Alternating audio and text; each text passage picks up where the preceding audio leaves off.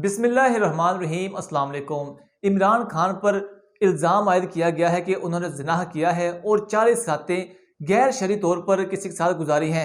ये इल्ज़ाम किस सहाफ़ी की जानिब से और किस बड़े शख्स की जानिब से लगाया गया है, इसकी तफसीलात मैं आपसे शेयर करूंगा और साथ ही ये बताऊंगा कि सोशल मीडिया पर जो वीडियो क्लिप्स वायरल हो रहे हैं उनकी हकीकत क्या है, वो रियल हैं या फेक हैं। साथ ही मैं नाज़रीन करम आपको ये बताता चलूँ कि इमरान मुखालिफ जितने भी उलमा कराम हैं, मुफ्ती हैं, उनके बयानात भी अदालत में पहुंच चुके हैं। जी हां नाज़रीन कराम, अब मामला इमरान खान के हाथ से निकलकर इस्लामाबाद हाई कोर्ट में जा पहुंचा है।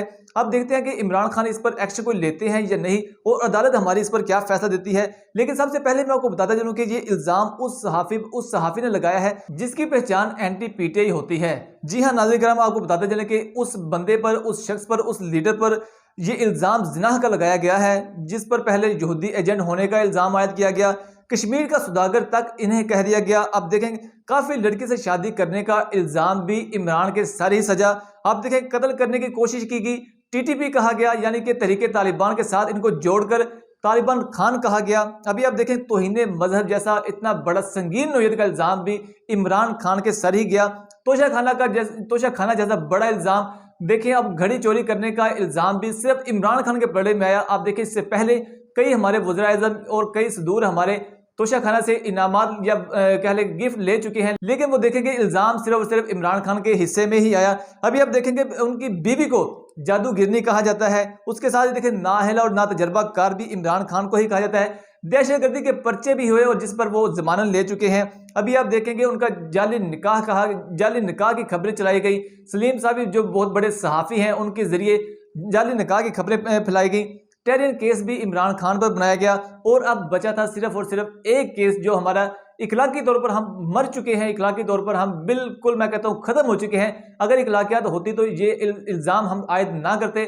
अभी इल्जाम आयद किया गया है कि इमरान खान ने बुशरा बीबी के साथ, जी हाँ नाज़रीन कराम, ये मैं नहीं, ये एक नामवर सहाफ़ी कह रहे हैं। राजा कबीर साहब ने ट्वीट किया है कि बुशरा बीबी के साथ इमरान खान ने शरई तौर पर जो रातें गुजारी हैं वो शरई तौर पर नहीं काउंट होंगी, बल्कि वो जिनाह के तौर पर रातें काउंट होंगी। उन्होंने कहा 40 रातें इमरान खान की। आप ट्विटर पर ये स्क्रीनशॉट देखें, आपके स्क्रीन पर नजर आ रहा है कि 40 रातें इमरान खान ने बुशरा बीबी के साथ जो गुजारी हैं वो जिना तस्वुर की जाएंगी। इसके साथ ही उन्होंने एक शहरी की जो दरखास्त है, शहरी दरखास्त लेकर गया है इस्लामाबाद हाई कोर्ट में, उसका हवाला देते हुए कहा है कि सीता वाइट और बुशरा बीबी से जिना की दरखास्तों को यकजा करने की अपील की गई है इस्लामाबाद हाई कोर्ट में।